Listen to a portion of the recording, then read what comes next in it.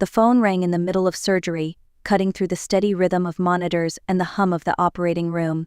My hands were deep inside a patient's cranial cavity when my assistant leaned close and whispered, "Dr. Carter, there's an urgent call from Crestwood Academy. They said it's about your grandson." I didn't look up. "You must have the wrong Dr. Carter. I don't have a grandson." But something in her voice made me pause, a tremor that had nothing to do with hospital protocol. "They were very specific," she said. "They asked for Dr. Eleanor Carter, chief of neurosurgery." The name of the school struck me like a cold scalpel. Crestwood Academy. 17 years ago, my son Michael had attended that same school. The same halls, the same brick walls where he once dreamed about the future that never came. "Take over," I told the resident, stepping away from the table. My hands were steady, but my pulse raced as I stripped off my gloves.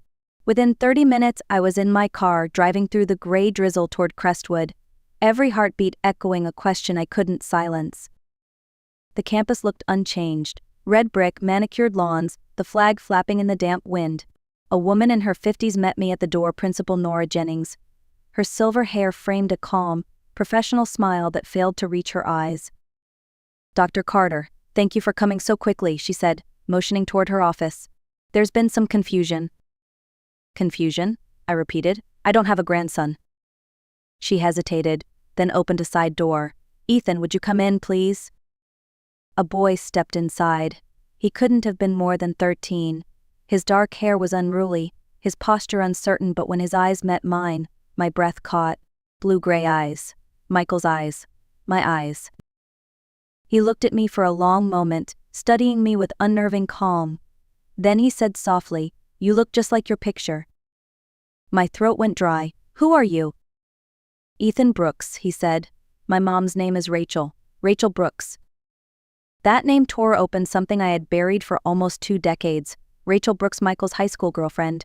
The girl who vanished after his death. Ethan's voice wavered. "They said I was being expelled. Mom didn't show up. She's been missing for 3 days. Her boyfriend said she just left, but she wouldn't leave without telling me." I felt the sterile precision of my life dissolve. "Where's your mother now?" He looked down. "I don't know. But I need your help, Dr. Carter. Please." For 17 years, I'd buried grief under layers of professionalism and control. Now, standing in that office, looking into my son's eyes reborn in this boy's face, I knew everything was about to change. I sat across from the boy, every instinct inside me torn between disbelief and recognition. Ethan Brooks. 13 years old. The son of Rachel Brooks, the same Rachel who had loved my son Michael when they were barely adults. Principal Jennings excused herself, leaving us alone in the quiet office. The tick of the clock on the wall sounded painfully loud. I studied him, not as a doctor but as a woman trying to make sense of a miracle that shouldn't exist. He fidgeted with the strap of his backpack. "Mom said if anything ever happened I should find you." My voice came out softer than I intended. "Why me?" "She told me you were the only person who ever really loved my dad." The words hit harder than any scalpel slip ever could. I wanted to ask 100 questions, but the first that escaped was the one that mattered most. "Where has your mother been?" Ethan shrugged, trying to appear older than his years. "We live on the east side. She works at the hospital admin, I think. Her boyfriend moved in a few months ago. Things got worse after that." He hesitated, his jaw tightening. "They fought a lot." "About what?" "Money. And me." His voice cracked on the last word. He said Mom should have sent me to live somewhere else. She said I was her whole life. The simplicity of his statement tore at me. This child had lived through things no 13-year-old should ever have to understand. "When was the last time you saw her?" I asked gently. 3 nights ago, he said. "She was supposed to pick me up from school, but she never came. Her boyfriend told me she ran off with someone from work." He looked at me then, with eyes too sharp for his age. "She wouldn't leave me. I know she wouldn't." My hands trembled slightly. "And you told the police?" "They said they'd talked to her boyfriend, but nothing's happened." The logic-driven surgeon inside me wanted to analyze, to piece together evidence, to treat this like any other problem that required precision and calm. But the mother, the grandmother, I was only beginning to realize I might be felt an ache I couldn't rationalize. "Ethan," I said finally, steadying my tone, "I need to see proof. Something that shows your father was Michael Carter." He nodded quickly, opening his backpack. From it, he pulled a small, worn velvet pouch. Inside was a silver pocket watch, old and scratched but unmistakable. I'd given it to Michael on his 16th birthday. When he placed it in my hand, my breath caught. I turned it over, reading the inscription I already knew by heart: "Time reveals truth." He looked at me, waiting. "Do you believe me now?" I closed my fingers around the watch, feeling its familiar weight anchor me to the impossible. "Yes," I whispered, "I believe you." The drive back to the hospital was a blur of gray streets and blurred memories. Ethan sat in silence beside me, his backpack clutched tightly to his chest, the watch tucked safely inside. Every few minutes he glanced out the window as though expecting to see his mother appear from the crowd. At a red light, I finally asked, "How long have you been alone?" He shrugged. "Since Monday night. I've been staying with my mom's boyfriend's son. It's not great." I bit back the questions that rose to my lips about food, safety, school. My mind was already cataloging the steps: call the police, contact social services, search hospital records. Logic was all I had left. When we pulled into the hospital parking lot, my phone buzzed. The number flashing on the screen was from the emergency department. "Dr. Carter," came the voice of the trauma nurse, urgent but controlled. "We have an unidentified female victim. Severe head trauma.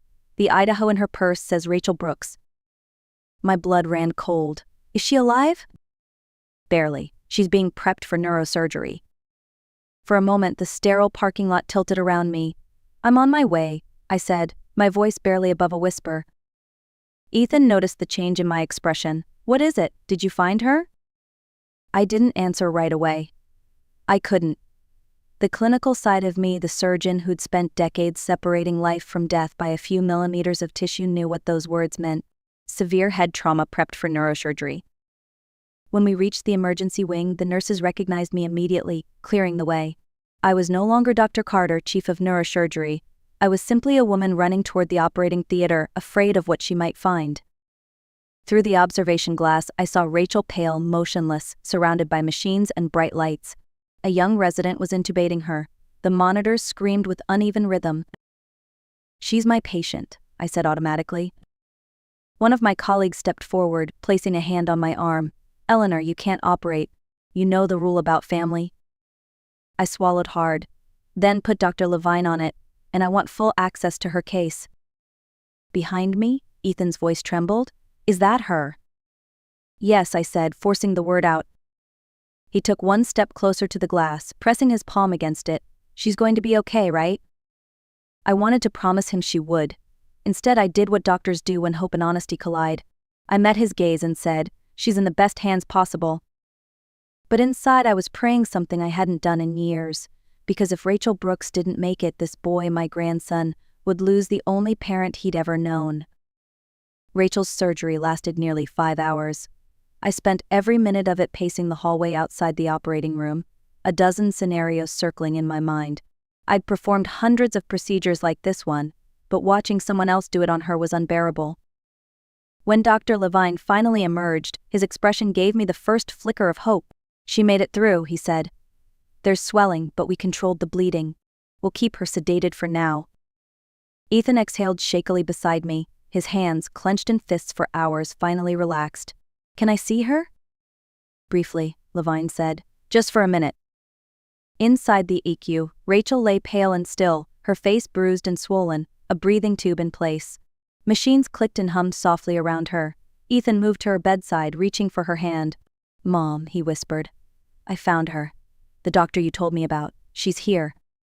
I stood at the foot of the bed, every wall I'd ever built beginning to crumble. This woman, barely 30, had carried a piece of my son's life, all these years. When we stepped out, Ethan said quietly, "We need to go to our apartment. There's a box my mom keeps with my dad's things. Maybe it'll help you believe everything." The next afternoon, Detective Harris from the local precinct escorted us to the apartment. The door was marked with police tape, the lock broken, the living room in disarray. Ethan walked through slowly, eyes darting from the overturned chair to the shattered lamp.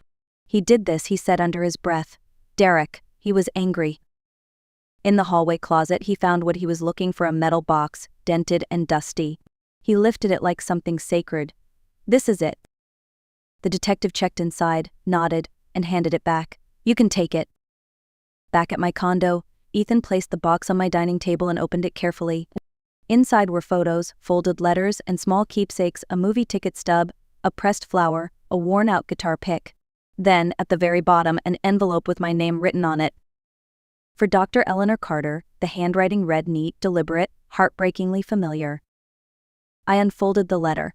The paper had yellowed, but the words were clear. Dear Dr. Carter, you don't know me, but I loved your son. My name is Rachel Brooks. I'm 4 months pregnant. I tried to call you, but your office said you weren't taking personal calls.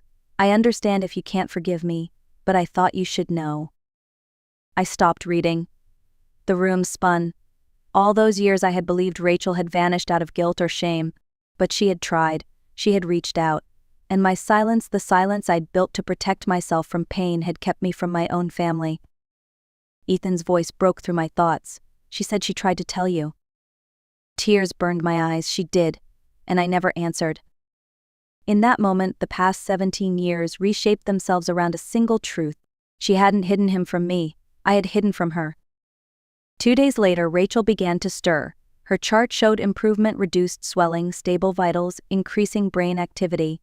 I stood by her bedside, the monitors beeping in steady rhythm, as Ethan sat holding her hand, whispering updates she couldn't yet hear. She's stronger than she looks, I said softly.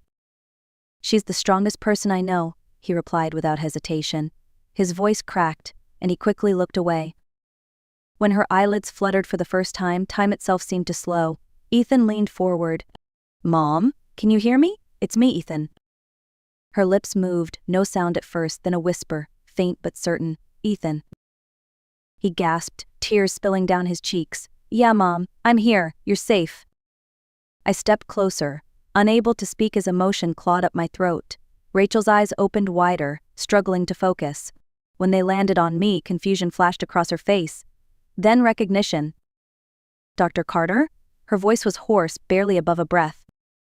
Yes, I said, taking her free hand gently. I'm here. Her brows knitted together, trying to piece together fragments of memory. You're real, she murmured. I tried to tell you about Ethan years ago. I nodded, my vision blurring. I know. I found your letter. A tear slid down her temple. I never wanted to keep him from you. I know that now. The moment was fragile, suspended between regret and forgiveness. For 17 years, I had carried anger without a target, grief without closure. Now, looking at the woman who had loved my son and raised his child alone, that anger dissolved into something deeper, understanding. Ethan stayed pressed against her side, unwilling to let go. He told her about finding me, about the call, about the search. Rachel listened, eyes filled with a mother's pride and pain. When exhaustion overcame her, I guided Ethan out of the room. In the hallway, he wiped his face on his sleeve. She's going to be okay, right? She's healing, I said. It'll take time, but she's going to make it. He nodded, quiet for a moment. I'm glad you're here. For both of us. His words settled deep inside me. For years, I had believed my purpose ended when Michael's life did. But standing there, watching Ethan, a living echo of my son, I realized how wrong I had been. Rachel's recovery would be long, uncertain, and full of challenges. Yet for the first time in nearly 2 decades, I felt something I hadn't allowed myself to feel since the night of that awful phone call about Michael. Hope. And this time, I wouldn't let silence steal it from me again. Rachel's recovery took months. She spent the first 6 weeks in rehabilitation, relearning balance, speech, and strength. I visited every day, bringing Ethan after school. The 3 of us would sit by the wide windows overlooking the Charles River, talking about everything and nothing. For a woman who had fought alone for so long, Rachel carried an unshakable will to live. By the time she came home, my once sterile condo had already begun to change. It was no longer a place designed for quiet efficiency, it was beginning to sound like life. Ethan had taken over the guest room, walls now plastered with astronomy posters and guitar picks taped near his desk. The faint hum of his music filled the evenings, blending with the smell of real meals cooking in the kitchen. Rachel's discharge day arrived with cautious optimism. She stood in my living room, cane in one hand, eyes scanning the space. This place doesn't feel like yours anymore, she said with a small smile. I laughed softly. No, I suppose it doesn't. It feels like ours. She hesitated, her pride flickering. "Eleanor, you don't have to do all this. We'll get our own place when I'm back at work." "You will," I said, meeting her eyes. "But not until you're ready. You've carried enough weight alone. Let someone else help for once."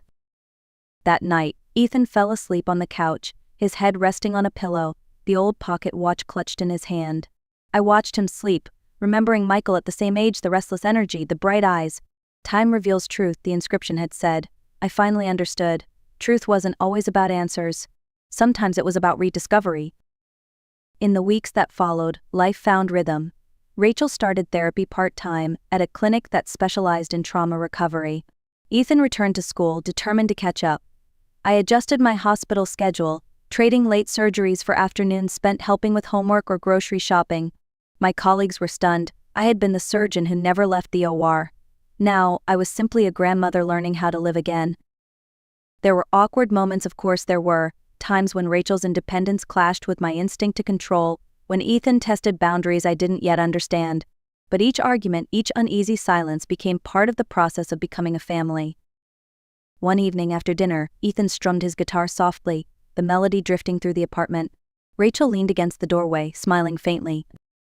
"He gets that from Michael," she said. I nodded, "Yes. And the determination? That's all you." She laughed quietly, and for the first time the sound didn't carry exhaustion, it carried peace. The house that once echoed with emptiness was full again, not perfect, not polished, but real. 5 years passed in what felt like a heartbeat. The condo that had once been a silent refuge now overflowed with laughter, arguments, and music. Rachel had rebuilt her life with quiet resilience, working as a rehabilitation therapist. I had retired from surgery, turning my focus to teaching. And Ethan, our Ethan, was preparing to graduate at the top of his class. That morning, sunlight spilled across the kitchen as I flipped pancakes. "Has anyone seen my keys?" He called from upstairs, his voice deeper now, confident yet still carrying the same warmth. "They're on the counter," Rachel answered, arranging a bouquet on the table. She moved more easily these days, her limp barely noticeable, her energy steady. When Ethan finally appeared, dressed in his blue gown and cap, I felt my throat tighten. He was the image of his father Michael's eyes, Michael's smile, but there was something more. A steadiness that came from surviving storms none of us had expected. "Ready?" I asked. "Born ready," he grinned, though I could see his hands trembled just slightly. At the ceremony, as he walked across the stage, Principal Jennings, her hair now completely white, shook his hand proudly. "From the boy who once stood in my office terrified and angry," she said, "to the young man standing here today, Ethan Brooks, valedictorian." Rachel squeezed my hand. "He did it," she whispered. "No," I said softly, "we did." Later that evening, friends and colleagues gathered in our living room. Ethan brought out his guitar, glancing between us with a shy smile. "I wrote something for today," he said. "It's called The Call That Changed Everything." The first notes filled the room, tender and searching, rising and falling like memory itself. His voice steady, pure, wove through lyrics about loss and rediscovery, about a phone call that shattered one life and rebuilt 3 others. When the final chord faded, Rachel reached for my hand, tears glistening in her eyes. "Michael would have been so proud," she whispered. "I know," I said, "and I think somehow he already is." Ethan looked at us, smiling through his own tears. "You two taught me that families don't have to be perfect," he said. "They just have to find their way back to each other." Outside, the evening lights of Boston shimmered on the river. And in that quiet moment, surrounded by love reclaimed from years of silence, I understood. Legacy isn't measured in titles or achievements, it's the courage to answer when life calls again. Summer settled over the city, soft and golden, the kind of warmth that makes everything feel possible again. Our lives had slowed into something steady, something ordinary, and that was the greatest miracle of all. Ethan had started college on a full scholarship, dividing his time between biology labs and late-night music sessions. Some days he talked about becoming a neurosurgeon like his grandmother. Other days he dreamed of composing film scores. I told him the truth that both choices required precision, patience, and heart. And he had all 3. Rachel continued her work at the rehabilitation center, guiding patients who, like her, had clawed their way back from the edge. Watching her encourage others was like witnessing hope made visible. Every time I saw her smile, I remembered the frail woman in that hospital bed years ago and marveled at how far she'd come. As for me, I finally learned what it meant to live outside the operating room, Mornings filled with coffee and quiet, evenings spent listening to Ethan's music echo through the apartment. And sometimes when I passed the old pocket watch on the mantel, I would trace my thumb over the words engraved inside Time Reveals